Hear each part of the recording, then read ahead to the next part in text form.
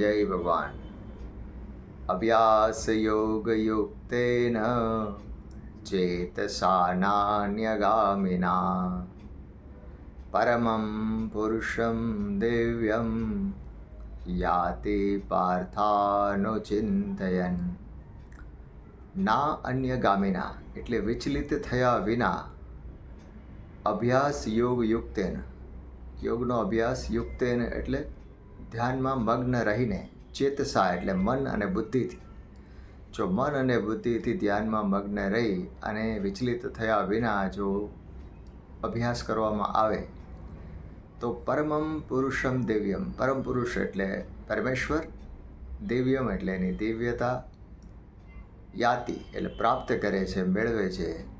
પાર્થ અનુચિંતયન, હે પાર્થ, જે આનું અનુચિંતન કરે છે, આ ચિંતનને અનુસરે છે, એને પરમેશ્વરની પ્રાપ્તિ થાય છે.